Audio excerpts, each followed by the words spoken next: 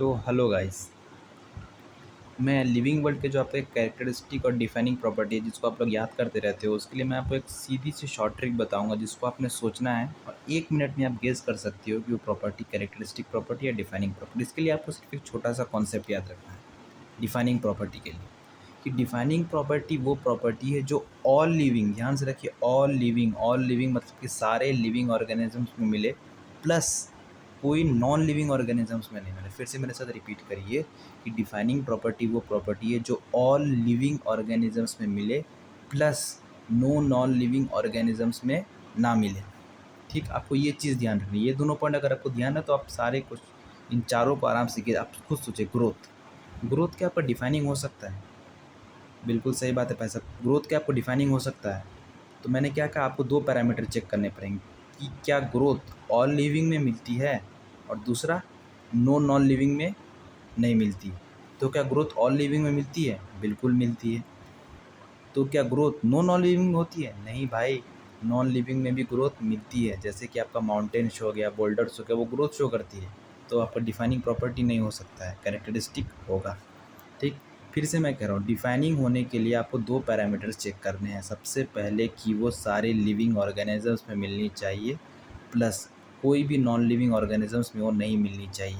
अगर ये दोनों पैरामीटर सेटिस्फाई होते हैं तो वो कैरेक्टर डिफाइनिंग में आएगा, और अगर दोनों में से कोई एक होता है, कोई एक नहीं होता है, तो वो कैरेक्टर कैरेक्टरिस्टिक में जाएगा, डिफाइनिंग में नहीं आएगा। अब रिप्रोडक्शन, फिर से सोचिए, रिप्रोडक्शन क्या डिफाइनिंग में आ सकता है? तो फिर वही 2 क्वेश्चन आएगा, क्या वो सारे लिविंग में मिलती है? जी नहीं भाई साहब, रिप्रोडक्शन सारे लिविंग ऑर्गेनिजम्स में नहीं मिलती है। म्यूल्स हो गए, स्टेराइल वर्कर बीज हो गए, कहाँ सारे लिविंग्स में होती है? वो तो लिविंग ऑर्गेनिजम्स ही है ना, कहाँ उसमें ग्रोथ होता है? तो पहला ही गलत हो गया। तो डिफाइनिंग नहीं होगा, मतलब कैरेक्टरिस्टिक होगा। मेटाबॉलिज्म, अब मेटाबॉलिज्म का सारे लिविंग ऑर्गेनिजम्स में मिलते हैं? बिल्कुल भाई, मेटाबॉलिज्म से ही तो भाई आदमी के अंदर के जो सारे प्रोसेसेस हैं चलते हैं और आदमी ज़िंदा रहता है। तो सारे लिविंग ऑर्गेनिजम्स में मिलती है। अब दूसरा, नो नॉन लिविंग, मतलब नॉन लिविंग में आपने कभी देखा है कि मेटाबॉलिज्म चल रहा है? बिल्कुल भी नहीं चल रहा है। मतलब दोनों कैरेक्टर में टिक हो रहा है, सारे लिविंग ऑर्गेनिजम्स में मिलते हैं plus no non living organisms में नहीं मिलते हैं। तो ये डिफाइनिंग होगी और ये नहीं होगी। कॉन्शियसनेस, ऑब्वियसली भाई साहब, सारे लिविंग ऑर्गेनिजम्स कॉन्शियसनेस शो करते हैं, तो ऑल लिविंग हो गया। अब कोई भी आपने देखा है कि non living organisms consciousness show करता है? कॉन्शियसनेस मतलब कि आपने अगर किसी भी ऑर्गेनिज्म को टच किया तो वो रिस्पॉन्ड कर रहा है। जैसे मान लो कोई चेयर है, उसको आपने टच किया तो क्या रिस्पॉन्ड करेगा? वो नहीं करेगा। तो मतलब आपका कॉन्शियसनेस सारे लिविंग ऑर्गेनिजम्स में मिलती है और नो नॉन लिविंग ऑर्गेनिजम्स में नहीं मिलती है। इसका मतलब का कॉन्शियसनेस भी सही हो गया, डिफाइनिंग हो गया, और कैरेक्टरिस्टिक नहीं होगा। अब अगर आपका एक ग्रोथ में आपका एक क्वेश्चन आता है, इंट्रिंसिक ग्रोथ। इंट्रिंसिक ग्रोथ आपका डिफाइनिंग प्रॉपर्टी है। अब देखिए, इंट्रिंसिक ग्रोथ जैसे ही आपका आएगा, फिर से आपको 2 क्वेश्चन पूछना है कि भाई इंट्रिंसिक ग्रोथ क्या सारे लिविंग ऑर्गेनिजम्स में मिलती हैं? बिल्कुल मिलती हैं। और दूसरा जो क्वेश्चन है कि इंट्रिंसिक ग्रोथ कोई भी नॉन लिविंग ऑर्गेनिजम्स में नहीं मिलती है।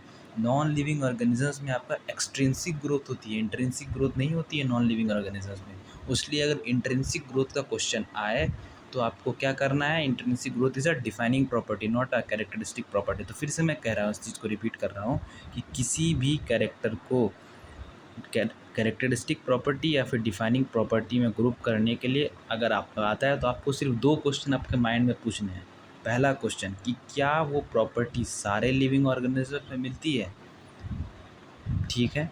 और दूसरा सवाल ये है, उसको किसी नॉन लिविंग ऑर्गेनिजम्स में नहीं मिलना चाहिए। अगर ये दोनों कंडीशन सेटिस्फाई हो रही है तो वो डिफाइनिंग प्रॉपर्टी होगी, और अगर दोनों में से एक भी सेटिस्फाई नहीं हो रही है तो वो कैरेक्टरिस्टिक प्रॉपर्टी होगी। ठीक है, थैंक यू।